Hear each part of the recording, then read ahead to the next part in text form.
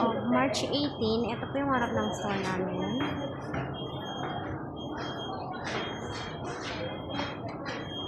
Ito po pagpasok. Bali, natapos po na visual ay yung mannequin cabinet display.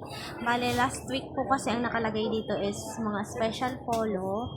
So, pinalitan na po namin ng Trackstar design na po. Ang for change naman po na visual is yung nandito sa taas ng graphic area, which is papalitan po siya ng embro wall. Bale, as of now po, ang hinihintay ko na lang po is yung apron. Since wala pong stock sa warehouse, nagpabili pa po ako din, lalagyan na lang po ng embro para ma-execute na po siya next week. The rest po is naka-ready na po. Then, ito na po yung corkboard namin. Bale, ito po yung last week na approved ni sir na flash sale po at saka yung mga clearance sale sa garments, printables ng garments po.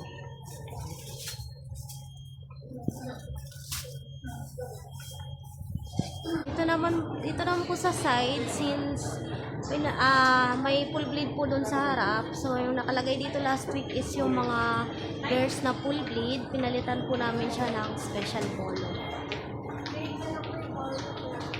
Sa customer visit naman po, bale, last week bago po umalis si Ate Sana, nagpa-customer visit ako. Nakalima po siya.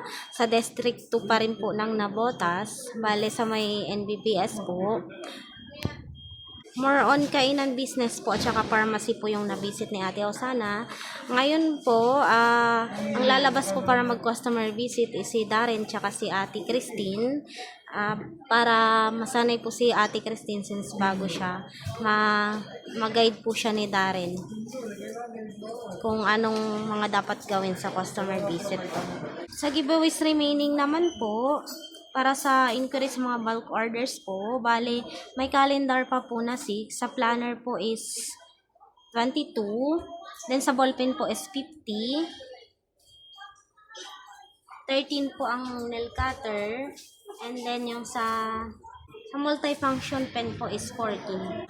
As of March 18 po, bali may 37 po kaming napamigay na giveaway items po na naka-include sa system. Quizzes naman po, bali as of today po, bali may basic items sa kids inventory po pa po kami lahat na iti-take. And then sa last week quiz retake po, kiosk product and services saka drinkware, si Darren po ang retake. And then ako po is yung sa product and services po nag-retake. Stockroom SP999 as of March 18. Ayan, dito sa area na po ito, pending area. Diyan po nilalagay yung mga pending. Then dito sa rack na ito, polycotton, SP long sleeve and dry fit collar. Sa taas, flatbed. Ayan, ito sa rack na ito, dry fit round neck and transparent. Sa baba, extra small medium, extra small small. Pangalawang layer, large medium. Pangatlong layer, XL 2 XL 3 XL. Sa kabilang side po, TIT collar. Ayan, small, medium, large, XL. Sa dulong side po, 2X 3X. Sa loob po, itong area na to CBC, itong large, ito po layer ng large. Sa baba XL. Ayan po. Ayan. Dito naman po small na CBC. Sa baba medium. Ayan, 2XL 3XL sa ilalim. Ayan.